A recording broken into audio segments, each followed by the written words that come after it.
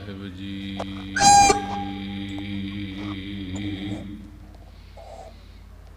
ਇੱਕ ਓੰਕਾਰ ਸਤਿਨਾਮ ਕਰਤਾ ਪੁਰਖ ਨਿਰਭਉ ਨਿਰਵੈਰ ਅਕਾਲ ਮੂਰਤ ਅਜੂਨੀ ਸੈਭੰ ਗੁਰ ਪ੍ਰਸਾਦ ਜਾਪ ਆਦਿ ਸੱਚ ਜੁਗਾਦ ਸੱਚ ਹੈ ਭੀ ਸੱਚ ਨਾਨਕ ਹੋਸੀ ਭੀ ਸੱਚ।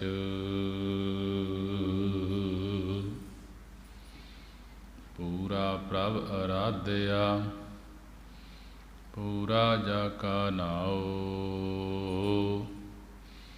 ਨਾਨਕ ਪੂਰਾ ਪਾਇਆ ਪੂਰੇ ਕੇ ਗੁਣ ਗਾਓ।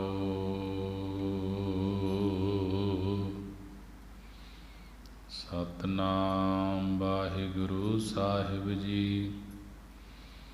ਰਾਗ ਗੌੜੀ ਬੈਰਾਗਣ ਕਬੀਰ ਜੀ। ਇੱਕ ਓੰਕਾਰ ਸਤਿਗੁਰ ਪ੍ਰਸਾਦ ਜੀਵਤ ਪਿਤਰ ਨ ਮਾਨੈ ਕੋ ਮੂਏ ਸਰਾਧ ਕਰਾਹੀ ਪਿਤਰ ਭੀ ਬਪਰੇ ਕਹੋ ਕਿਆ ਪਾਵਹਿ ਕਊਆ ਕੂਕਰ ਖਾਹੀ। ਜੀਵਤ ਪਿਤਰ ਨ ਮਾਨੈ ਕੋ ਮੂਏ ਸਰਾਧ ਕਰਾਹੀ ਪਿਤਰ ਭੀ ਬਪਰੇ ਕਹੋ ਕਿਉ ਪਾਵਹਿ ਕਊਆ ਕੂਕਰ ਖਾਹੀ। ਮੋਕੋ ਕੁਸਲ ਬਤਾਵਹੋ ਕੋਈ ਕੁਸਲ ਕੁਸਲ ਕਰਤੇ ਜਗ ਬਿਨਸੈ ਕੁਸਲ ਭੀ ਕੈਸੇ ਹੋਈ। ਰਹਾਉ ਮਾਟੀ ਕੇ ਘਰ ਦੇਵੀ ਦੇਵਾ ਤਿਸ ਆਗੈ ਜਿਉ ਦੇਹੀ ਐਸੇ ਪਿਤਰ ਤੁਮਾਰੇ ਕਹੀਐ ਆਪਨ ਕਹਿਆ ਨਾ ਲੇਹੀ। ਸਰ ਜੀਉ ਕਾਟਹਿ ਨਿਰਜੀਉ ਪੂਜਹਿ ਅੰਤ ਕਾਲ ਕੋ ਭਾਰੀ ਰਾਮ ਨਾਮ ਕੀ ਗਤ ਨਹੀਂ ਜਾਨੀ ਭੈ ਡੂਬੇ ਸੰਸਾਰੀ। ਦੇਵੀ ਦੇਵਾ ਪੂਜਹਿ ਡੋਲਹਿ ਪਾਰ ਬ੍ਰਹਮ ਨਹੀਂ ਜਾਨਾ ਕਹਿਤ ਕਬੀਰ ਅਕੁਲ ਨਹੀਂ ਚੇਤਿਆ ਵਿਖਿਆ ਸਿਉ ਲਪਟਾਨਾ। ਦੇਵੀ ਦੇਵਾ ਪੂਜਹਿ ਡੋਲਹਿ ਪਾਰ ਬ੍ਰਹਮ ਨਹੀਂ ਜਾਨਾ ਕਹਿਤ ਕਬੀਰ ਅਕੁਲ ਨਹੀਂ ਚੇਤਿਆ ਵਿਖਿਆ ਸਿਉ ਲਪਟਾਨਾ। ਵਾਹਿਗੁਰੂ ਜੀ ਕਾ ਖਾਲਸਾ ਵਾਹਿਗੁਰੂ ਜੀ ਕੀ ਫਤਿਹ। ਸਾਹਿਬ ਸ੍ਰੀ ਗੁਰੂ ਗ੍ਰੰਥ ਸਾਹਿਬ ਮਹਾਰਾਜ ਜੀ ਦਾ ਕੋਟਾਨ ਕੋਟ ਸ਼ੁਕਰਾਨਾ ਹੈ ਕਿ ਗੁਰੂ ਨੇ ਬੜੀ ਹੀ ਰਹਿਮਤ ਕਿਰਪਾ ਕੀਤੀ ਹੈ।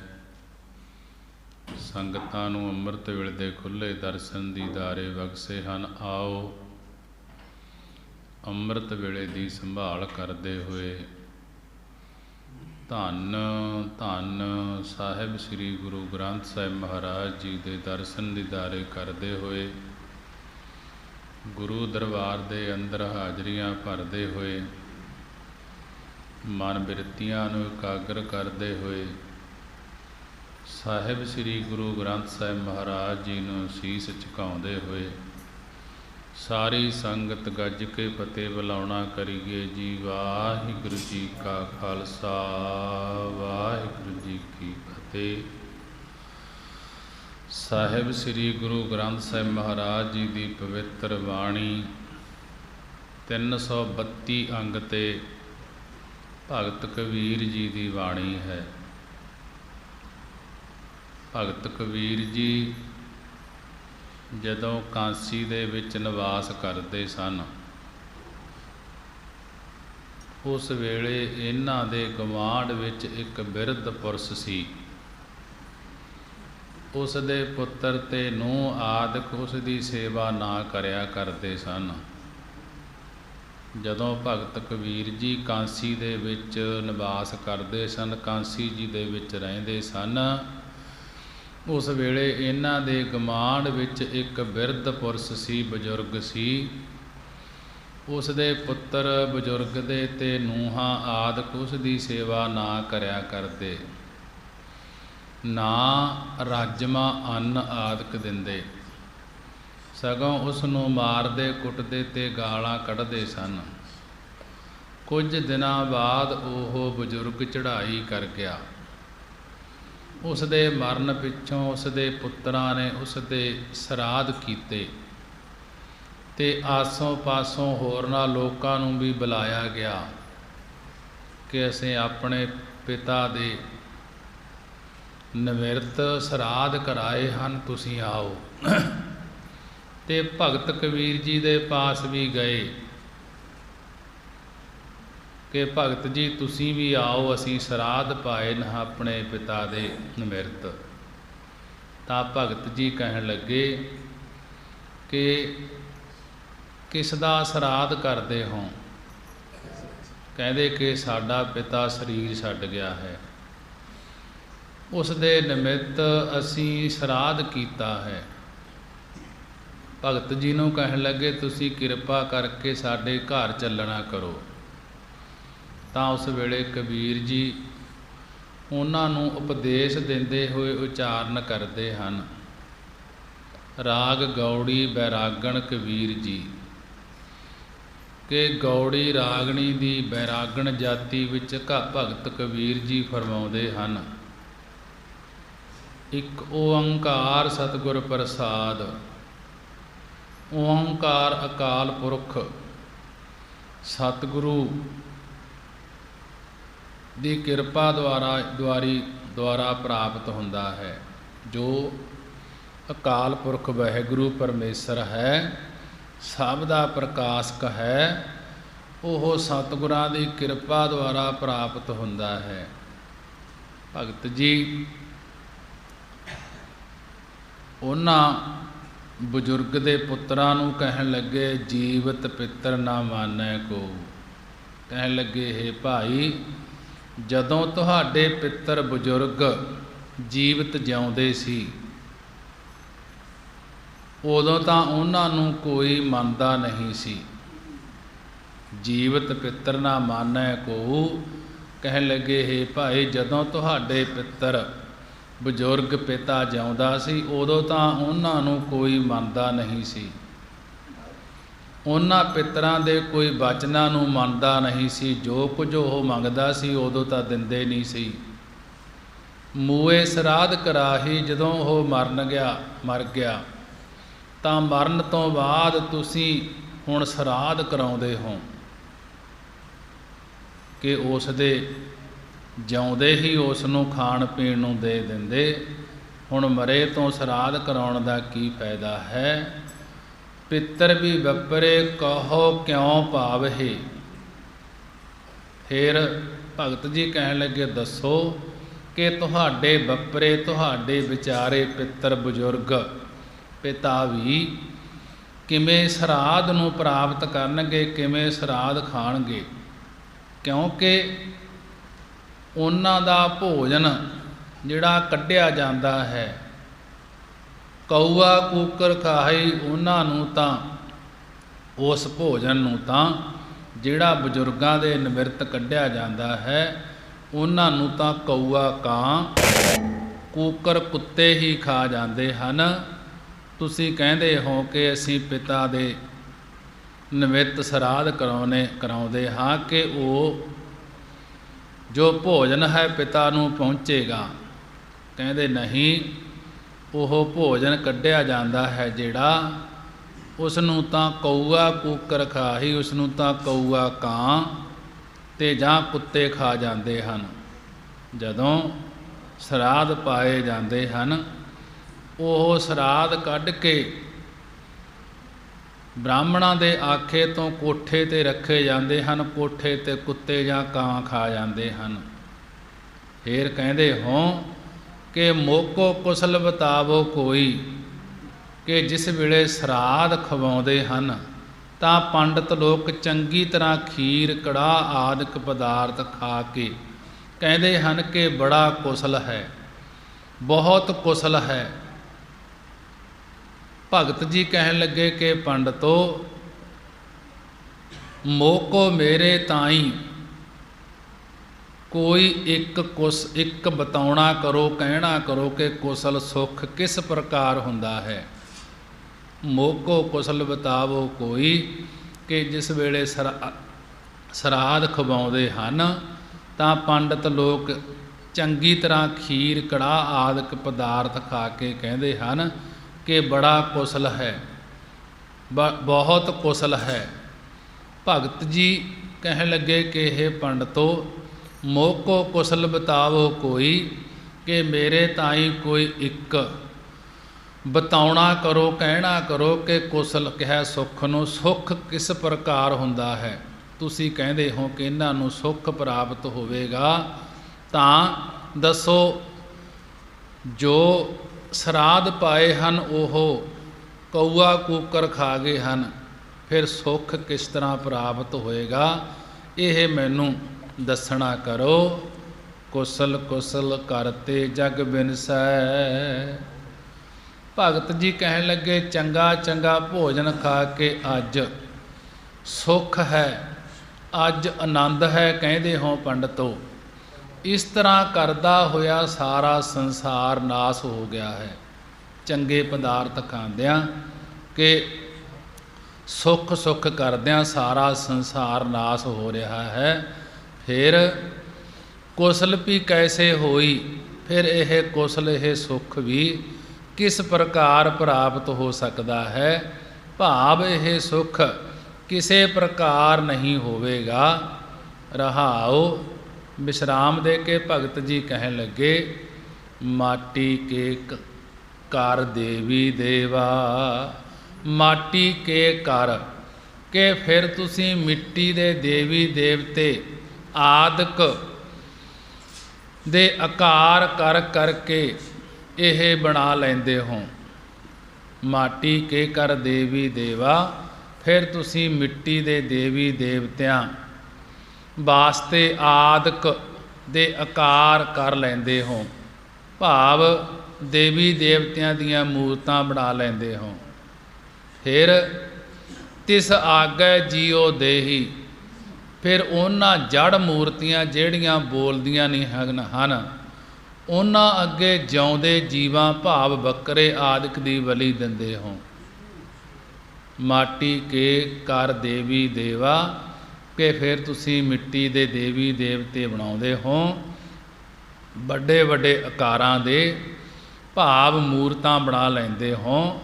ਫਿਰ ਉਹਨਾਂ ਜੜ ਮੂਰਤੀਆਂ ਅੱਗੇ ਜੋ ਪੱਥਰ ਦੀਆਂ ਜਾਂ ਮਿੱਟੀ ਦੀਆਂ ਮੂਰਤੀਆਂ ਹਨ ਉਹਨਾਂ ਅੱਗੇ ਜਿਉਂਦੇ ਜੀਵਾਂ ਭਾਵ ਬੱਕਰੇ ਆਦਿਕ ਦੀ ਬਲੀ ਦਿੰਦੇ ਹੋ। ਐਸੇ ਪਿਤਰ ਤੁਮਾਰੇ ਕਹੀਐ, ਆਪਨ ਕਹਿਆ ਨਾ ਲੇਹੀ। ਅਤੇ ਅਜਿਹੇ ਤੁਹਾਡੇ ਪਿੱਤਰ ਬਜ਼ੁਰਗ ਕਹੀਦੇ ਹਨ ਜੋ ਪਾਦੇ ਦੇ ਮੂੰਹ ਰਾਹੀਂ ਬੋਲ ਕੇ ਸਭ ਪਦਾਰਥ ਆਦਿਕ ਲੈਂਦੇ ਹਨ, ਪਰੰਤੂ ਆਪਣਾ ਕਿਹਾ ਹੋਇਆ ਭੋਜਨ ਨਹੀਂ ਲੈਂਦੇ। ਭਾਵ ਜਿਵੇਂ ਪਹਿਲਾਂ ਮੰਗ ਕੇ ਪ੍ਰਸਾਦਾ ਛਕਦਾ ਸੀ ਤੁਹਾਡਾ ਪਿਤਾ, ਕਿ ਹੁਣ ਵੀ ਫਿਰ ਉਹ ਮੰਗ ਲੈਂਦਾ, ਇਉਂ ਤੁਹਾਨੂੰ ਆਪ ਕਹਿ ਕੇ ਨਹੀਂ ਲੈਂਦਾ। ਕਿ ਇੱਕ ਲਾਲਚੀ ਬ੍ਰਾਹਮਣ ਦੀ ਸਾਖੀ ਹੈ। ਇੱਕ ਪਰਿਵਾਰ ਦਾ ਬਜ਼ੁਰਗ ਚੜ੍ਹਾਈ ਕਰ ਗਿਆ। ਪ੍ਰਚਲਿਤ ਰਿਵਾਜ ਅਨੁਸਾਰ ਉਸ ਦੇ ਨਿਮਰਤ ਪਰਿਵਾਰ ਨੇ ਸਰਾਧ ਕੀਤਾ। ਬਾਸਪਤੀ ਚੌਲਾਂ ਦੀ ਖੀਰ ਦੁੱਧ ਵਿੱਚ ਰਿੰਨ ਕੇ ਬਣਾਈ ਅਤੇ ਪਿਸਤੇ ਬਦਾਮ ਆਦਿਕ ਪਾ ਕੇ ਦੇਸੀ ਘਿਓ ਦਾ ਕੜਾਹ ਬਣਾਇਆ। ਫਿਰ ਪਿਤਾ ਦੇ ਨਿਮਰਤ ਇੱਕ ਬ੍ਰਾਹਮਣ ਨੂੰ ਸਰਾਧ ਛਕਾਉਣ ਲੱਗੇ। ਬ੍ਰਾਹਮਣ ਲਾਲਚੀ ਸੀ, ਪਦਾਰਥ ਖਾ ਕੇ ਲਾਲਚ ਜਾਗਿਆ। ਚੰਗਾ ਭੋਜਨ ਛਕਾਇਆ, ਭੋਜਨ ਛਕ ਕੇ ਲਾਲਚ ਜਾਗਿਆ ਅੰਦਰ। ਦੂਜੇ ਦਿਨ ਆ ਕੇ ਕਹਿਣ ਲੱਗਿਆ ਕਿ ਤੁਹਾਡਾ ਪਿਤਾ ਮੈਨੂੰ ਰਾਤ ਮਿਲਿਆ ਸੀ। ਉਹ ਕਹਿੰਦਾ ਹੈ ਕਿ ਭੁੱਖ ਤਾਂ ਮੇਰੀ ਮਿਟ ਗਈ, ਬੜੇ ਪਦਾਰਥ ਖਵਾਏ ਹਨ, ਕਿਉਂਕਿ ਮੇਰੇ ਬੱਚਿਆਂ ਨੇ ਖੀਰ ਕੜਾਹ ਬਹੁਤ ਸਵਾਦ ਬਣਾਇਆ ਸੀ ਕਿ ਭੁੱਖ ਤਾਂ ਮੇਰੀ ਮਿਟ ਗਈ। ਜਿਵੇਂ ਮੇਰੀ ਭੁੱਖ ਦਾ ਦੁੱਖ ਦੂਰ ਕੀਤਾ ਹੈ ਮੇਰੇ ਬੱਚਿਆਂ ਨੇ, ਕਿ ਮੇਰੇ ਬੱਚਿਆਂ ਨੂੰ ਕਹੋ। ਪੰਡਤ ਆ ਕੇ ਕਹਿਣ ਲੱਗਿਆ ਲਾਲਚ ਦੇ ਵਿੱਚ ਕਿ ਮੈਨੂੰ ਬਿਰਧ ਹੋਣ ਕਰਕੇ ਤੁਰਨਾ ਔਖਾ ਲੱਗ ਰਿਹਾ ਹੈ, ਇਸ ਲਈ ਚੜ੍ਹਨ ਲਈ ਘੋੜੀ ਚਾਹੀਦੀ ਹੈ। ਕਿ ਪੁੱਤਰਾਂ ਨੇ ਭਾਵਨਾ ਵਿੱਚ ਆ ਕੇ ਬ੍ਰਾਹਮਣ ਨੂੰ ਘੋੜੀ ਦੇ ਦਿੱਤੀ। ਪਿੱਛੋਂ ਸਵਾਰੀ ਤੋਂ ਬਿਨਾਂ ਆਪ ਬਹੁਤ ਤੰਗ ਹੋਇਆ ਕਰਨ। ਉਹਨਾਂ ਸਮਿਆਂ ਦੇ ਵਿੱਚ ਬਾਹਰ ਅੰਦਰ ਜਾਣਾ ਘੋੜੀ ਦੀ ਸਵਾਰੀ ਕਰਦੇ ਸਨ। ਹੁਣ ਕਾਰਾਂ ਗੱਡੀਆਂ ਹਨ। ਉਹਨਾਂ ਸਮਿਆਂ ਦੇ ਵਿੱਚ ਭਗਤ ਕਬੀਰ ਜੀ ਦੇ ਸਮੇਂ ਦੇ ਵਿੱਚ ਘੋੜੀਆਂ 'ਤੇ ਹੀ ਬਾਹਰ ਰਿਸ਼ਤੇਦਾਰੀਆਂ 'ਚ ਜਾਇਆ ਕਰਦੇ ਸਨ। ਉਹ ਤੰਗ ਹੋ ਗਏ ਇਸ ਤੋਂ, ਸਵਾਰੀ ਤੋਂ ਬਿਨਾਂ। ਕਿਸੇ ਅਕਲ ਵਾਲੇ ਨੇ ਸਿੱਖਿਆ ਦਿੱਤੀ ਕਿ ਬ੍ਰਾਹਮਣ ਨੂੰ ਘਰ ਬੁਲਾਓ, ਉਹ ਘੋੜੀ 'ਤੇ ਚੜ੍ਹ ਕੇ ਜਦੋਂ ਤੁਹਾਡੇ ਘਰ ਆ ਜਾਵੇ ਤਾਂ ਉਸ ਨੂੰ ਕਹਿਣਾ ਕਿ ਸਾਡੇ ਪਿਤਾ ਦੀ ਘੋੜੀ ਤੋਂ ਡਿੱਗ ਕੇ ਲੱਤ ਟੁੱਟ ਗਈ ਹੈ। ਪਿਤਾ ਜੀ ਨੇ ਕਿਹਾ ਹੈ ਕਿ ਮੈਨੂੰ ਬ੍ਰਾਹਮਣ ਦੀ ਲੱਤ ਵੱਢ ਕੇ ਦੇ ਦਿਓ। ਉਹਨਾਂ ਨੇ ਐਸਾ ਹੀ ਕੀਤਾ। ਜਦੋਂ ਬ੍ਰਾਹਮਣ ਨੂੰ ਬੁਲਾਇਆ, ਬੁਲਾ ਕੇ ਸੁਪਨੇ ਦੀ ਗੱਲ ਸੁਣਾਈ ਕਿ ਸਾਡੇ ਪਿਤਾ ਨੇ ਐਸਾ ਕਿਹਾ ਹੈ ਕਿ ਮੇਰੀ ਘੋੜੀ ਤੋਂ ਡਿੱਗ ਕੇ ਲੱਤ ਟੁੱਟ ਗਈ ਹੈ, ਹੁਣ ਉਹ ਲੱਤ ਚੱਲਣ ਯੋਗ ਨਹੀਂ ਰਹੀ।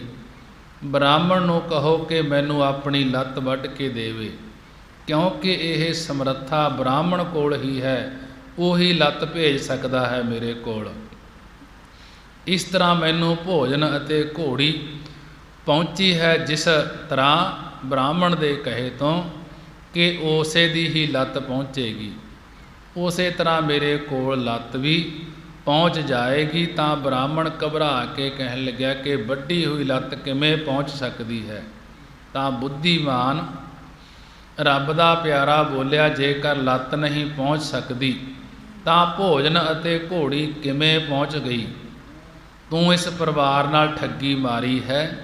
ਤਾਂ ਬ੍ਰਾਹਮਣ ਸ਼ਰਮਿੰਦਾ ਹੋਇਆ ਅਤੇ ਮੁਆਫੀ ਮੰਗੀ ਤੇ ਘੋੜੀ ਵਾਪਸ ਕੀਤੀ। ਸਰ ਜੀਓ ਕਾਟਹਿ ਨਿਰਜੀਓ ਪੂਜਹਿ, ਅੰਤ ਕਾਲ ਕੋ ਭਾਰੀ।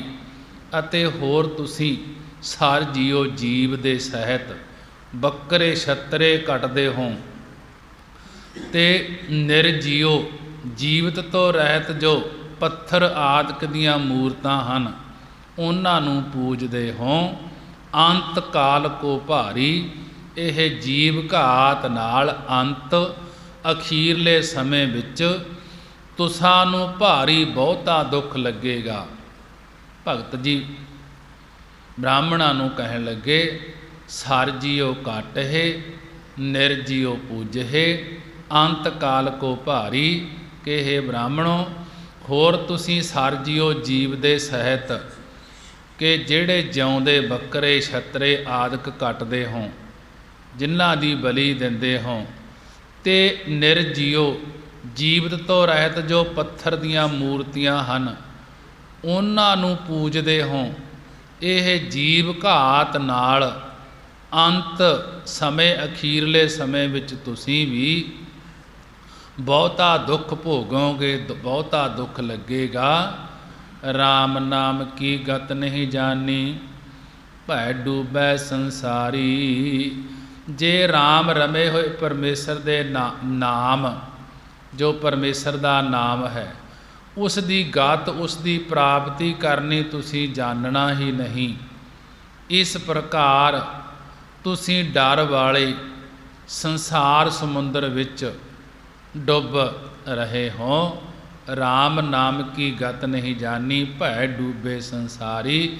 ਜੋ ਪਰਮੇਸ਼ਰ ਦਾ ਨਾਮ ਹੈ ਉਸ ਦੀ ਪ੍ਰਾਪਤੀ ਕਰਨੀ ਤੁਸੀਂ ਜਾਣੀ ਨਹੀਂ ਹੈ।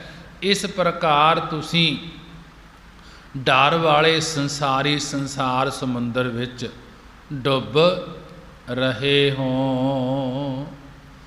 ਦੇਵੀ ਦੇਵਾ ਪੂਜਹਿ ਡੋਲਹਿ, ਪਾਰ ਬ੍ਰਹਮ ਨਹੀਂ ਜਾਣਾ। ਦੇਵੀ 9 ਕਰੋੜ ਦੇਵੀਆਂ ਤੇ ਦੇਵਾ 33 ਕਰੋੜ ਦੇਵਤੇ ਨੂੰ ਪੂਜਦੇ ਹੋਏ ਭਟਕਦੇ ਫਿਰਦੇ ਹੋ ਅਤੇ ਪਾਰ ਬ੍ਰਹਮ ਨਹੀਂ ਜਾਣਾ।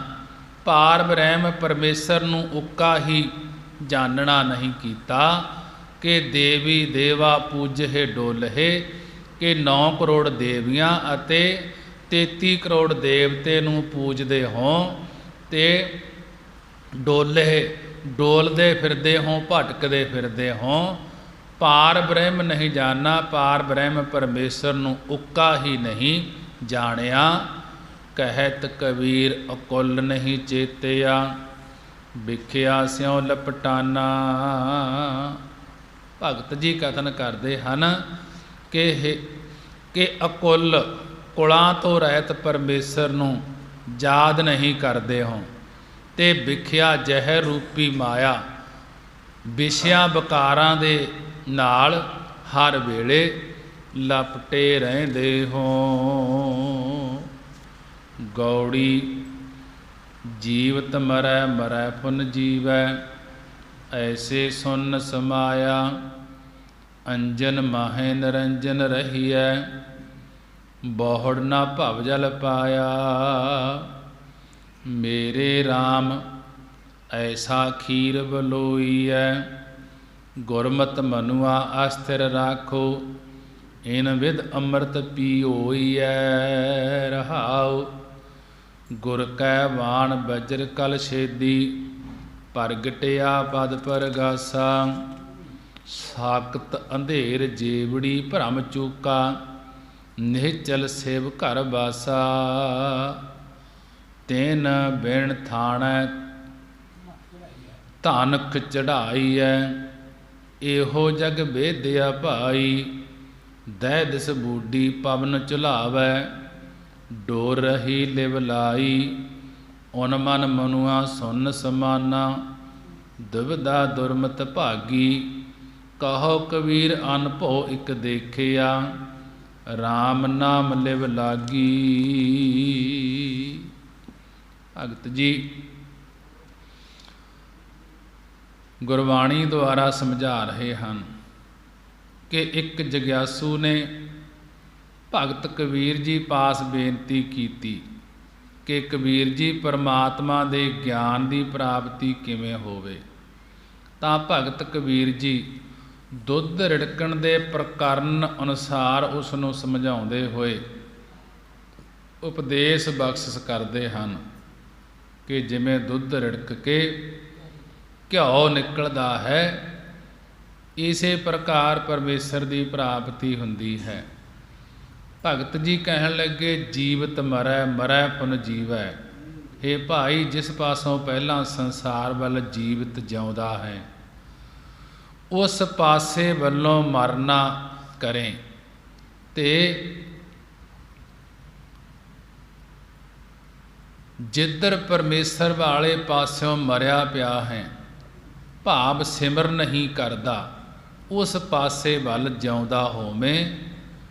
ਐਸੇ ਸੁਨ ਸਮਾਇਆ ਕਿ ਐਸੇ ਇਸ ਪ੍ਰਕਾਰ ਦਾ ਸਾਧਨ ਕਰਨ ਵਾਲਾ ਜਿਹੜਾ ਪੁਰਖ ਹੈ, ਉਹ ਸੁਨ ਅਫੁਰ ਰੂਪ ਬ੍ਰਹਮ ਵਿੱਚ ਸਮਾ ਜਾਂਦਾ ਹੈ, ਲੀਨ ਹੋ ਜਾਂਦਾ ਹੈ। ਅੰਜਨ ਮਾਹੇ ਨਿਰੰਜਨ ਰਹੀਐ। ਅੰਜਨ ਕਾਲਖ ਰੂਪ ਮਾਇਆ ਵਿੱਚ ਰਹਿੰਦੇ ਹੋਏ ਵੀ ਨਿਰੰਜਨ ਸੁੱਧ ਸਰੂਪ ਬ੍ਰਹਮ ਵਿੱਚ ਇੱਕ ਚਿੱਤ ਹੋ ਕੇ ਜੁੜੇ ਰਹਿਣਾ ਕਰੀਏ। ਭਾਵ ਸੰਸਾਰ ਪਰਿਵਾਰ ਵਿੱਚ ਰਹਿੰਦੇ ਹੋਏ ਚਿੱਤ ਨੂੰ ਸਭਨਾ ਤੋਂ ਉਪਰਾਮ ਹੋ ਕੇ ਨਿਰਲੇਪ ਰਹੋਗੇ ਤਾਂ ਬਹੁੜ ਨਾ ਭਵ ਜਲ ਪਾਇਆ, ਤਾਂ ਬਹੁੜ ਮੁੜ ਕੇ ਫਿਰ ਭਵ ਜਲ ਸੰਸਾਰ ਸਮੁੰਦਰ ਵਿੱਚ ਨਹੀਂ ਪਾਏ ਜਾਓਗੇ, ਜੇ ਇਸ ਤਰੀਕੇ ਨਾਲ ਰਹਿਣਾ ਕਰੋਗੇ। ਮੇਰੇ RAM ਐਸਾ ਖੀਰ ਬਲੋਈ ਹੈ ਕਿ ਹੇ ਸਾਡੇ ਪਰਮੇਸ਼ਰ ਦੇ ਪਿਆਰੇ ਸੰਤ ਜਨੋ, ਅਜਿਹਾ ਨਿਸਕਾਮ ਕਰਮਾ ਰੂਪੀ ਦੁੱਧ ਬਲੋਈਐ ਰਿੜਕਣਾ ਕਰੀਏ। ਜਿਸਨੇ ਵੀ ਵੇਦ ਸ਼ਾਸਤਰ ਹਨ, ਜਿਤਨੇ ਵੀ ਵੇਦ ਸ਼ਾਸਤਰ ਹਨ, ਇਹ ਗਊਆਂ ਦੀ ਨਿਆਈ ਹਨ। ਉਹਨਾਂ ਵਿੱਚ ਨਿਸਕਾਮ ਕਰਮਾਂ ਦੁਆਰਾ ਪਰਮੇਸ਼ਰ ਦੀ ਪ੍ਰਾਪਤੀ ਰੂਪੀ ਦੁੱਧ ਹੈ। ਤਾਪ ਰੂਪੀ ਅਗਨੀ ਨਾਲ ਕਾੜਨਾ ਹੈ, ਜੋ ਸਾਧ ਸੰਗਤ ਦੁਆਰਾ ਪਰਮੇਸ਼ਰ ਦੀ ਸਿੱਖਿਆ ਪ੍ਰਾਪਤ ਕਰ ਰੂਪੀ ਜਾਗ ਲਗਾ ਕੇ ਇੰਦਰੀਆਂ ਨੂੰ ਦਮਨ ਕਰਨ ਰੂਪ ਕੱਜ ਕੇ ਵਿਸ਼ਿਆਂ ਰੂਪੀ ਬਿੱਲੀਆਂ ਤੋਂ ਬਚਾ ਕੇ ਰੱਖੋ।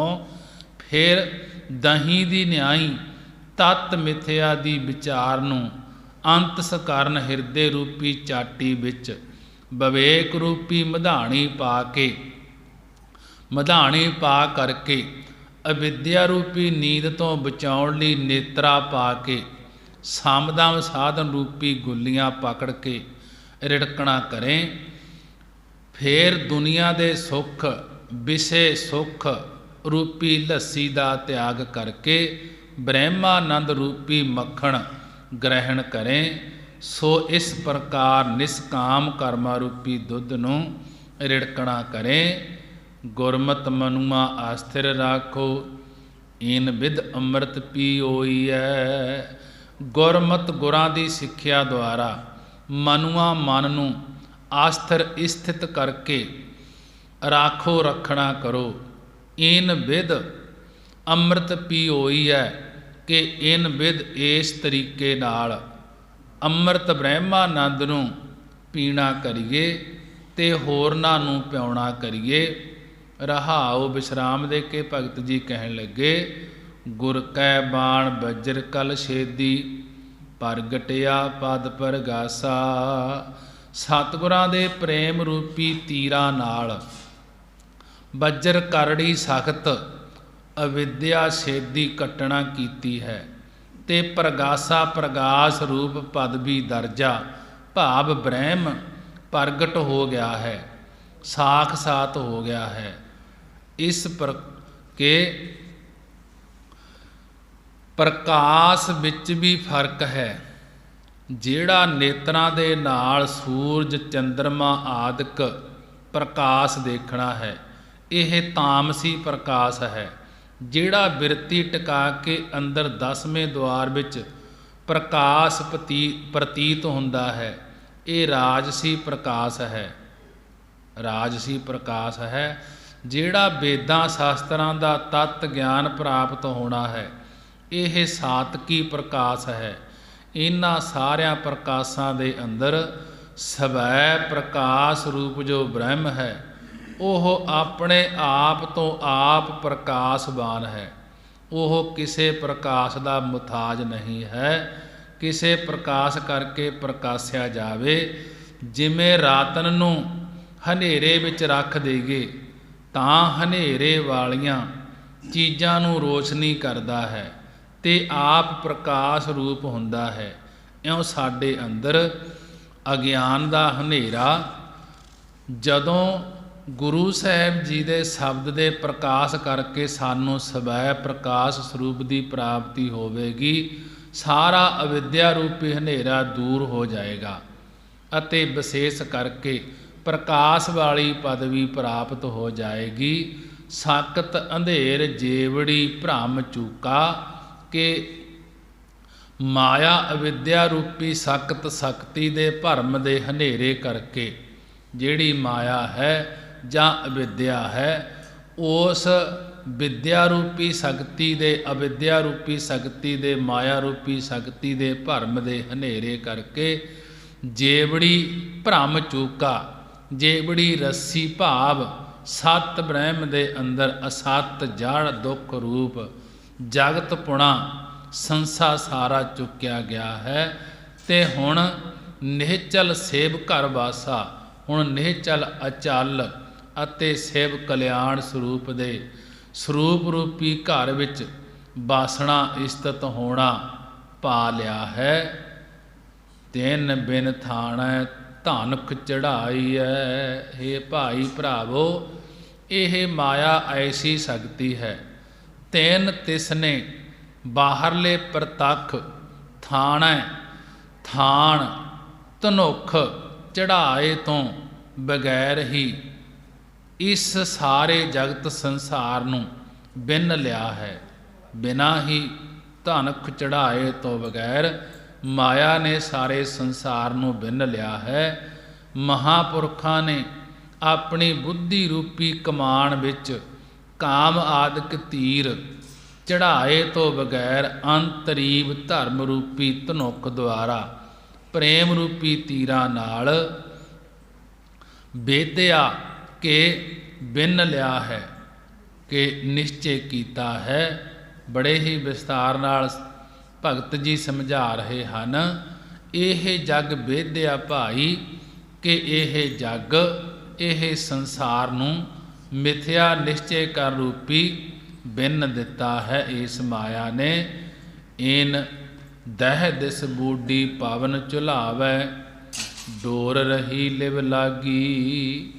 ਉਹਨਾਂ ਮਹਾਂਪੁਰਖਾਂ ਦੀ ਦੇਹ ਰੂਪੀ ਗੁੱਡੀ ਦੇ ਤਾਈਂ ਪਰਾਲਬਤ ਰੂਪੀ ਪਵਨ ਹਵਾ ਹਿਲਾਉਂਦੀ ਹੈ ਤਾਂ ਉਹ ਦਹਿ ਦਿਸ ਦਸਾਂ ਦਿਸ਼ਾਵਾਂ ਵਿੱਚ ਵੀ ਵਿਚਰਦੇ ਹਨ, ਪਰੰਤੂ ਉਹਨਾਂ ਦੀ ਬਿਰਤੀ ਰੂਪੀ ਡੋਰੀ ਪਰਮੇਸ਼ਰ ਵਿੱਚ ਲੱਗੀ ਰਹਿੰਦੀ ਹੈ।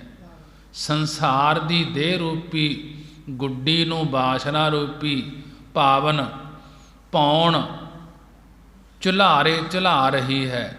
ਜਿਹੜੇ ਮਹਾਂਪੁਰਖ ਹਨ ਉਹ ਡੋਰੀ ਦੀ ਨਿਆਈ ਪਰਮਾਤਮਾ ਵਿੱਚ ਇੱਕ ਰਸ ਬਿਰਤੀ ਲਾ ਕੇ ਰੱਖਦੇ ਹਨ।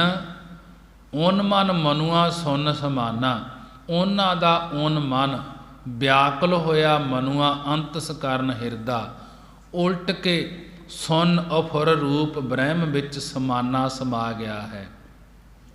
ਸੁਨ ਸਰੂਪ ਓਨ ਮਨ ਤੁਰੀਆ ਅਵਸਥਾ ਵਿੱਚ ਸਮਾਇਆ ਹੋਇਆ ਹੈ ਅਤੇ ਦੁਬਿਧਾ ਦੁਰਮਤ ਭਾਗੀ ਅਤੇ ਦੁਬਿਧਾ ਦੁਚਿੱਤਾਪਣ ਦਵੈਸ ਅਤੇ ਦੁਰਮਤ ਖੋਟੀ ਮਤ ਭੱਜ ਗਈ ਹੈ, ਨਿਵਿਰਤ ਹੋ ਗਈ ਹੈ। ਕਹੋ ਕਬੀਰ ਅਨਭਉ ਇੱਕ ਦੇਖਿਆ RAM ਨਾਮ ਲਿਵ ਲਾਗੀ। ਭਗਤ ਕਬੀਰ ਜੀ ਕਥਨ ਕਰਦੇ ਹਨ ਕਿ ਅਸੀਂ ਅਨਭਉ ਭੈ ਤੋਂ ਰਹਿਤ ਇੱਕ ਅਦਵੈਤ ਸਰੂਪ ਬ੍ਰਹਮ ਨੂੰ ਦੇਖ ਲਿਆ ਹੈ। ਇਸ ਕਰਕੇ ਪਰਮਾਤਮਾ ਦੇ ਨਾਮ ਵਿੱਚ ਹਰ ਵਕਤ ਹੀ ਬਿਰਤੀ ਲੱਗੀ ਰਹਿੰਦੀ ਹੈ। ਭਗਤ ਜੀ ਨੇ ਬੜੇ ਹੀ ਵਿਸਤਾਰ ਦੇ ਨਾਲ ਸਮਝਾਉਣਾ ਕੀਤਾ ਹੈ ਕਿ ਕਹੋ ਕਬੀਰ ਅਨਭਉ ਇੱਕ ਦੇਖਿਆ RAM ਨਾਮ ਲਿਵ ਲਾਗੀ। ਭਗਤ ਜੀ ਕਥਨ ਕਰਦੇ ਹਨ ਕਿ ਅਸੀਂ ਅਨਭਉ ਭੈ ਤੋਂ ਰਹਿਤ ਇੱਕ ਅਦਵੈਤ ਸਰੂਪ ਬ੍ਰਹਮ ਨੂੰ ਦੇਖ ਲਿਆ ਹੈ।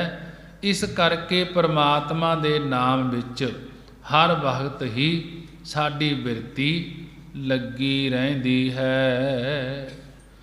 ਗੌੜੀ ਬੈਰਾਗਣ ਤਿਪਦੇ ਉਲਟਤ ਪਾਵਨ ਚੱਕਰ ਖੱਟ ਭੇਦੇ ਸੁਰਤ ਸੁਨ ਅਨਰਾਗੀ। ਆਵੈ ਨਾ ਜਾਏ ਮਰੈ ਨਾ ਜੀਵੈ ਤਾਸ ਖੋਜ ਬੈਰਾਗੀ। ਮੇਰੇ ਮਨ ਹੀ ਉਲਟ ਸਮਾਨਾ ਗੁਰ ਪ੍ਰਸਾਦ ਅਕਲ ਭਈ ਅਵਰੈ ਨਾ ਤਰ ਥਾ ਬੇਗਾਨਾ ਰਹਾਉ। ਨਿਵਰੈ ਦੂਰ ਦੂਰ ਫੁਨ ਨਿਵਰੈ ਜਿਨ ਜੈਸਾ ਕਰ ਮਾਨਿਆ। ਅਲੌਤੀ ਕਾ ਜੈਸੇ ਭਇਆ ਬਰੇਡਾ ਜਿਨ ਪੀਆ ਤਿਨ ਜਾਣਿਆ। ਤੇਰੀ ਨਿਰਗੁਣ ਕਥਾ ਕਾਏ ਸਿਉ ਕਹੀਐ ਐਸਾ ਕੋਏ ਬਵੇਕੀ। ਕਹੋ ਕਬੀਰ ਜਿਨ ਦੀਆ ਪਲੀਤਾ ਤਿਨ ਤੈਸੀ ਝਾਲ ਦੇਖੀ। ਭਗਤ ਕਬੀਰ ਜੀ ਦਾ ਸ਼ਬਦ ਹੈ, ਬੜੇ ਹੀ ਡੂੰਘੇ ਅਰਥ ਹਨ। ਕੋਈ ਸਾਧੂ ਭਗਤ ਕਬੀਰ ਜੀ ਦੇ ਪਾਸ ਆਇਆ। ਆ ਕੇ ਕਹਿੰਦਾ ਕਿ ਕਬੀਰ ਸਾਹਿਬ ਜੀ, ਆਪ ਜੀ ਦੱਸਣਾ ਕਰੋ ਕਿ ਜਿਹੜਾ ਮਨ ਹੈ ਇਹ 10ਵੇਂ ਦੁਆਰ ਵਿੱਚ ਕਿਸ ਪ੍ਰਕਾਰ ਪਹੁੰਚਦਾ ਹੈ। 6 ਚੱਕਰ ਕਿਸ ਪ੍ਰਕਾਰ ਬਿੰਨੀ ਦੇ ਹਨ। ਇਹ ਸੁਣ ਕੇ ਭਗਤ ਕਬੀਰ ਸਾਹਿਬ ਜੀ ਫਰਮਾਉਂਦੇ ਹਨ, ਗੌੜੀ ਰਾਗਣੀ ਦੀ ਬੈਰਾਗਣ ਜਾਤੀ ਤਿੱਪ ਦੇ ਪੈਰਾਂ ਦੇ ਵਿੱਚ ਤੀਆ ਹੈ ਕਿ 3 ਪਦਿਆਂ ਵਾਲੇ 3 ਸ਼ਬਦ ਆਉਣਗੇ। ਇਸ ਤੀਏ ਦਾ ਮਤਲਬ ਹੈ ਕਿ 3 ਸ਼ਬਦ ਆਉਣਗੇ। ਪਿਛਲੇ ਸ਼ਬਦ ਦੇ ਥੱਲੇ ਏਕਾ ਸੀ, 1 ਸ਼ਬਦ ਆਇਆ ਸੀ, ਤੇ ਇੱਥੇ 3 ਸ਼ਬਦ ਆਉਣੇ ਹਨ। ਜੋ ਵੀ ਅੱਖਰ ਮਹਾਰਾਜ ਜੀ ਨੇ ਲਿਖਿਆ ਹੈ ਇਹ ਪ੍ਰਥਾਏ ਲਿਖਿਆ ਹੈ, ਵਾਧੂ ਅੱਖਰ ਇੱਕ ਵੀ ਕਿਤੇ ਨਹੀਂ। ਤਾਂ 12 ਦੇ ਵਿੱਚ ਲਿਖਿਆ ਹੁੰਦਾ ਹੈ ਸੁੱਧ ਕੀਚੇ ਸੁੱਧ, ਭਾਵ ਸੁੱਧ ਕੀਤੀ ਹੋਈ ਬਾਣੀ ਹੈ।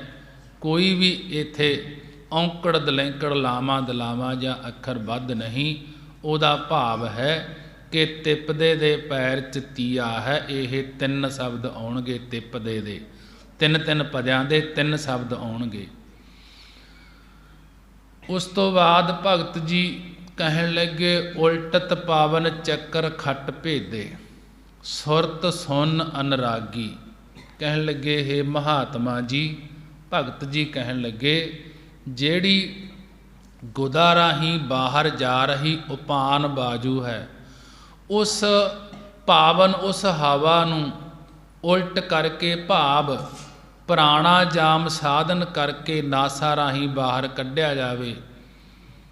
ਤਾਂ ਜਿਵੇਂ ਰਾਵੜ ਵਿੱਚ ਫੂਕ ਮਾਰ ਕੇ ਹਵਾ ਭਰੀ ਜਾਵੇ ਤਾਂ ਉਸ ਦੇ ਬਲ ਨਿਕਲ ਜਾਂਦੇ ਹਨ, ਸਿੱਧੀ ਹੋ ਜਾਂਦੀ ਹੈ। ਇਵੇਂ ਜਦੋਂ ਉਪਾਨ ਬਾਜੂ ਉਲਟ ਹੋ ਕੇ ਚੱਲਦੀ ਹੈ ਤਾਂ ਚੱਕਰ ਖੱਟ 6 ਚੱਕਰ ਬਿੰਨੇ ਜਾਂਦੇ ਹਨ। ਤੇ ਸੁਰਤ ਬਿਰਤੀ ਸੁਨ ਅਫੁਰ ਪਦ 10ਵੇਂ ਦੁਆਰ ਵਿੱਚ ਅਨਰਾਗੀ ਪ੍ਰੇਮਣ ਹੋ ਕੇ ਇਸਤਤ ਹੋ ਜਾਂਦੀ ਹੈ। ਜਦੋਂ ਚਿੱਤ ਦੀ ਪਾਵਨ ਵਾਸਨਾ ਉਲਟਦੀ ਹੈ, ਭਾਵ ਪਰਮੇਸ਼ਰ ਵਾਲੇ ਪਾਸੇ ਹੁੰਦੀ ਹੈ, ਤਾਂ ਚੱਕਰ ਖੱਟ 6 ਚੱਕਰ 5 ਗਿਆਨ ਇੰਦਰੀ ਤੇ 6ਵਾਂ ਮਨ, ਇਹਨਾਂ ਨੂੰ ਵਿਸ਼ਿਆਂ ਦੀ ਵਾਸਨਾ ਵੱਲੋਂ ਬਿੰਨ ਲਿਆ ਜਾਂਦਾ ਹੈ। 5 ਕਾਮ ਕ੍ਰੋਧ ਲੋਭ ਮੋਹ ਹੰਕਾਰ ਤੇ 6ਵਾਂ ਮਨ ਦੇ ਫੁਰਨੇ, ਇਹਨਾਂ 6ਾਂ ਦੇ ਤਾਈਂ ਬਿੰਨ ਲਿਆ ਜਾਂਦਾ ਹੈ। ਚੱਕਰ ਖੱਟ 5 ਤੱਤ ਤੇ 6ਵਾਂ, ਇਹਨਾਂ ਵਿੱਚ ਜੋ ਅਗਿਆਨ ਹੈ, ਇਹਨਾਂ ਨੂੰ ਜਦੋਂ ਗੁਰੂ ਜੀ ਦੇ ਬਚਨਾਂ ਰੂਪੀ ਬਾਣਾ ਨਾਲ ਬਿੰਨ ਦਿੱਤਾ ਤਾਂ ਉਸ ਵੇਲੇ ਸਾਰੀ ਪਾਵਨ ਸਾਰੀ ਵਾਸਨਾ ਮਿਟ ਗਈ ਅਤੇ ਸੁਰਤ ਚਿੱਤ ਦੀ ਬਿਰਤੀ ਸੁਨ ਅਫੁਰ ਸਰੂਪ ਬ੍ਰਹਮ ਦੀ ਅਨਰਾਗੀ ਪ੍ਰੇਮਣ ਹੋ ਕੇ ਉਸ ਦੇ ਵਿੱਚ ਹੀ ਜੁੜ ਗਈ ਹੈ। ਆਵੈ ਨਾ ਜਾਏ ਮਰੈ ਨਾ ਜੀਵੈ ਤਾਸ ਖੋਜ ਬੈਰਾਗੀ। ਹੇ ਜੋਗੀ, ਜਿਹੜਾ ਜਨਮ ਧਾਰ ਕੇ ਆਉਂਦਾ ਨਹੀਂ ਹੈ ਤੇ ਮਰ ਕੇ ਕਿਤੇ ਜਾਂਦਾ ਨਹੀਂ ਹੈ, ਨਾ ਹੀ ਸਰੀਰ ਕਰਕੇ ਮਰਦਾ ਹੈ ਤੇ ਨਾ ਹੀ ਸਰੀਰ ਕਰਕੇ ਕੋਈ ਜੀਵਤ ਹੈ, ਕੇਵਲ ਅਦਵੈਤ ਆਨੰਦ ਰੂਪ ਹੈ। ਤਿਸ ਨੂੰ ਬੈਰਾਗੀ ਬੈਰਾਗਵਾਨ ਹੋ ਕੇ ਪ੍ਰੇਮੀ ਬਣ ਕੇ 10ਮ ਦੁਆਰ ਵਿੱਚ ਜੋ ਚੇਤਨ ਦੀ ਲਾਟ ਹੈ ਉਸ ਨੂੰ ਖੋਜਣਾ ਕਰ। ਮੇਰੇ ਮਨ ਹੀ ਉਲਟ ਸਮਾਨਾ। ਕਹਿਣ ਲੱਗੇ, ਹੇ ਜੋਗੀ, ਹੁਣ ਮੇਰੇ ਮਨ ਮੇਰੇ ਹਿਰਦੇ ਨੇ ਹੀ ਨਿਸ਼ਚੇ ਕਰਕੇ ਮਨ ਮਨੌਤ ਵੱਲੋਂ ਉਲਟ ਕੇ ਪਰਮੇਸ਼ਰ ਵਿੱਚ ਸਮਾਨਾ ਸਮਾਉਣਾ ਕੀਤਾ ਹੈ। ਹੇ ਮੇਰੇ ਪਿਆਰੇ, ਮੇਰਾ ਮਨ ਗੁਰਾਂ ਦੇ ਮੰਤਰ ਕਰਕੇ ਸੰਸਾਕਾਰ ਬਿਰਤੀ ਵੱਲੋਂ ਉਲਟ ਕੇ, ਭਾਵ ਬ੍ਰਹਮਾਕਾਰ ਹੋ ਕੇ ਆਤਮਿਕ ਆਨੰਦ ਵਿੱਚ ਸਮਾ ਗਿਆ ਹੈ। ਗੁਰ ਪ੍ਰਸਾਦ ਅਕਲ ਭਈ ਅਵਰੈ ਨਾ ਤਰਥਾ ਬੇਗਾਨਾ ਰਹਾਉ। ਜਦੋਂ ਸਤਿਗੁਰਾਂ ਦੀ ਕਿਰਪਾ ਹੋਈ, ਭਗਤ ਜੀ ਕਹਿਣ ਲੱਗੇ, ਤਾਂ ਉਦੋਂ ਤੋਂ ਤਾਂ ਉਦੋਂ ਜੋ ਪਹਿਲਾ ਵਿਸ਼ੇ ਵਿਸ਼ੈਣੀ ਬੁੱਧੀ ਸੀ, ਉਹ ਆਕਲ ਉਹ ਬੁੱਧ ਹੁਣ ਆਵਰੈ ਹੋਰ ਦੀ ਹੋਰ ਹੀ ਹੋ ਗਈ ਹੈ। ਭਾਵ ਮੈਨੂੰ ਸੰਸਾਰ ਨਾਸਵੰਤ ਦਿਖਾ ਕੇ ਅਬਨਾਸੀ ਪਦ ਵਿੱਚ ਲੈ ਗਈ, ਨਹੀਂ ਤਾਂ ਗੁਰਾਂ ਦੀ ਕਿਰਪਾ ਤੋਂ ਪਹਿਲਾਂ ਮੈਂ ਇਸ ਉੱਚੀ ਸੋਝੀ ਤੋਂ ਬੇਗਾਨਾ ਬੇਗਿਆਤ ਥਾ ਸੀ। ਉਦੋਂ ਬੇਗਾਨਾ ਬੇਗਿਆਤਾ ਹੋਇਆ ਫਿਰਦਾ ਸੀ। ਬੇਗਾਨਿਆਂ ਦਾ ਭਾਵ ਮਜ਼ਦੂਰਾਂ ਕਾਮ ਕ੍ਰੋਧ ਆਦਿਕਾਂ ਦਾ ਬਣਿਆ ਫਿਰਦਾ ਸੀ। ਵਾਹਿਗੁਰੂ, ਬੇਗਾਨਿਆਂ ਦਾ ਭਾਵ ਜਮਦੂਤਾਂ ਕਾਮ ਕ੍ਰੋਧ ਆਦਿਕ ਦਾ ਬਣਿਆ ਫਿਰਦਾ ਸੀ। ਬੇਗਾਨਾ ਦਵੈਤ ਦੇ ਗਾਉਣ ਵਾਲਾ ਬਣ ਰਿਹਾ ਸੀ। ਰਹਾਉ, ਭਗਤ ਜੀ ਕਹਿਣ ਲੱਗੇ, ਨਿਰਵੈਰ ਦੂਰ ਦੂਰ ਫੁਨ ਨਿਵਰੈ, ਕਿ ਨਿਵਰੈ ਨੇੜੇ ਜੋ ਸੰਸਾਰ ਸੱਤ ਪ੍ਰਤੀਤ ਹੋ ਰਿਹਾ ਸੀ, ਉਹ ਦੂਰ ਪ੍ਰਤੀਤ ਹੋਣ ਲੱਗ ਪਿਆ ਹੈ। ਭਾਵ ਇਸ ਦਾ ਮੋਹ ਟੁੱਟ ਗਿਆ ਹੈ ਤੇ ਅਸਤ ਜੜ ਦੁੱਖ ਰੂਪ ਪ੍ਰਤੀਤ ਹੋਣ ਲੱਗ ਪਿਆ ਹੈ, ਤੇ ਦੂਰ ਤੋਂ ਸਤ ਚਿੱਤ ਆਨੰਦ ਸਰੂਪ ਬ੍ਰਹਮ ਮੰਨਿਆ ਸੀ, ਉਹ ਨੇੜੇ ਪ੍ਰਤੀਤ ਹੋਣ ਲੱਗ ਪਿਆ ਹੈ। ਜਿਨ ਜੈਸਾ ਕਰ ਮਾਨਿਆ, ਕਿ ਜਿਨ੍ਹਾਂ ਨੇ ਜਿਸ ਪ੍ਰਕਾਰ ਕਰਕੇ ਮਾਨਿਆ ਮੰਨਿਆ ਹੈ, ਉਹ ਜੈਸਾ ਸਰੂਪ ਹੈ ਵੈਸਾ ਹੀ ਮੰਨਣ ਵਾਲੇ ਦਾ ਸਰੂਪ ਹੋ ਜਾਂਦਾ ਹੈ। ਜਿਨ੍ਹਾਂ ਨੇ ਗੁਰਾਂ ਦਾ ਸਰੂਪ ਪਰਮੇਸ਼ਰ ਜਿਹਾ ਕਰਕੇ ਮੰਨਿਆ ਹੈ, ਉਹਨਾਂ ਦਾ ਪਹਿਲਾਂ ਜੋ ਅਗਿਆਨ ਨੇੜੇ ਸੀ ਉਹ ਦੂਰ ਹੋ ਗਿਆ ਹੈ, ਤੇ ਗਿਆਨ ਦੂਰ ਸੀ ਉਹ ਗਿਆਨ ਨੇੜੇ ਹੋ ਗਿਆ ਹੈ। ਅਲੌਤੀ ਕਾ ਜੈਸੇ ਭਇਆ ਬਰੇਡਾ, ਜਿਸ ਪ੍ਰਕਾਰ ਅਲੌਤੀ ਕਿਹਾ ਗਲੋ ਨੂੰ, ਕਿ ਜਿਸ ਪ੍ਰਕਾਰ ਗਲੋ ਦਾ ਬਰੇਡਾ ਸੱਤ ਹੁੰਦਾ ਹੈ, ਜੋ ਰਸ ਹੁੰਦਾ ਹੈ, ਜਿਨ੍ਹਾਂ ਨੇ ਉਹ ਰਸ ਪੀਤਾ ਹੈ ਤਿੰਨਾਂ ਨੇ ਹੀ ਜਾਣਿਆ ਹੈ ਕਿ ਇਸ ਦੇ ਪੀਣ ਦਾ ਕੀ ਫਲ ਹੈ, ਭਾਵ ਕੀ ਲਾਭ ਹੈ। ਭਾਵ ਖੂਨ ਆਦਿਕ ਵਿੱਚ ਵਿਗਾੜ ਹੋਵੇ, ਖੂਨ ਖਰਾਬ ਹੋਵੇ, ਤਾਂ ਉਹ ਗਲੋ ਦਾ ਰਸ ਪੀਣ ਕਰਕੇ ਅਰੋਗਤਾ ਪ੍ਰਾਪਤ ਹੁੰਦੀ ਹੈ। ਇਉਂ ਜਿਨ੍ਹਾਂ ਨੇ ਪੀਤਾ ਹੈ ਉਹੀ ਜਾਣਦੇ ਹਨ। ਜਿਨ ਪੀਤਾ ਤਿਨ ਜਾਣਿਆ, ਕਿ ਜਿਨ੍ਹਾਂ ਨੇ ਉਹ ਗਲੋ ਦਾ ਰਸ ਪੀਤਾ ਹੈ ਉਹੀ ਜਾਣਦੇ ਹਨ। ਅਲੌਤੀ ਦੀ ਨਿਆਈ ਜੋ ਸਤ ਸੰਗਤ ਹੈ, ਜਿਸ ਵਿੱਚ ਪਰਮੇਸ਼ਰ ਦਾ ਜਾਸ ਅਲਾਪ ਹੁੰਦਾ ਹੈ, ਉਸ ਸਤ ਸੰਗਤ ਦਾ ਉਪਦੇਸ਼ ਰੂਪ ਸਰਬਤ ਕੇ ਮਿੱਠਾ ਜੋ ਸਰਬਤ ਹੈ, ਜਿਨ੍ਹਾਂ ਤਾਈਂ ਪ੍ਰਾਪਤ ਹੋਇਆ ਹੈ ਸਤ ਸੰਗਤ ਦਾ, ਜਿਨ੍ਹਾਂ ਨੇ ਇਸ ਅੰਮ੍ਰਿਤ ਤਾਈਂ ਪੀਤਾ ਹੈ, ਉਹਨਾਂ ਨੇ ਹੀ ਅੰਮ੍ਰਿਤ ਦੇ ਸਵਾਦ ਨੂੰ ਜਾਣਿਆ ਹੈ। ਤੇਰੀ ਨਿਰਗੁਣ ਕਥਾ ਕਾਇ ਸਿਉ ਕਹੀਐ, ਹੇ ਮੇਰੇ ਸੱਚੇ ਪਾਤਸ਼ਾਹ, ਤੁਹਾਡੀ ਕਥਾ ਨੂੰ ਨਿਰਗੁਣ ਗੁਣਾ ਤੋਂ ਰਹਿਤ ਕਿਹੜੇ ਜੀਵਾਂ ਕੋਲ ਕਹੀਏ, ਕਿਹੜੇ ਜੀਵਾਂ ਕੋਲ ਦੱਸੀਏ। ਭਾਵ ਉਹਨਾਂ ਵਿੱਚ ਤਾਂ ਕਥਾ ਸ਼ਰਾਵਣ ਕਰਨ ਦੇ ਧਾਰਨ ਕਰਨ ਦੇ ਗੁਣ ਹੀ ਨਹੀਂ ਸਨ। ਹੇ ਨਿਰਗੁਣ ਤਿੰਨਾਂ ਗੁਣਾਂ ਤੋਂ ਅਤੀਤ ਪਰਮੇਸ਼ਰ ਜੀ, ਤੁਹਾਡੀ ਕਥਾ ਕਾਏ ਕਿਸ ਅਧਿਕਾਰੀ ਪਾਸ ਕਹਿਣਾ ਕਰੀਏ। ਅਜਿਹਾ ਕੋਈ ਵਿਵੇਕੀ ਗਿਆਨਵਾਨ ਪੁਰਸ਼ ਹੋਵੇ ਤਾਂ ਉਸ ਪਾਸ ਕਹਿਣਾ ਕਰੀਏ। ਕਹੋ ਕਬੀਰ ਜਿਨ ਦੀਆ ਪਲੀਤਾ ਤਿੰਨ ਤੈਸੀ ਝੱਲ ਦੇਖੀ। ਭਗਤ ਜੀ ਕਥਨ ਕਰਦੇ ਹਨ, ਜਿਸ ਪ੍ਰਕਾਰ ਤੋਪਾਂ ਹੁੰਦੀਆਂ ਹਨ ਤੇ ਉਹਨਾਂ ਤੋਪਾਂ ਨੂੰ ਜਦੋਂ ਪਲੀਤਾ ਅੱਗ ਲਾਉਣ ਵਾਲੀ ਬੱਤੀ ਲਾਉਂਦੇ ਹਨ ਤਾਂ ਉਸ ਵਿਚਲੇ ਬਰੂਦ ਨੂੰ ਅੱਗ ਲੱਗ ਜਾਂਦੀ ਹੈ।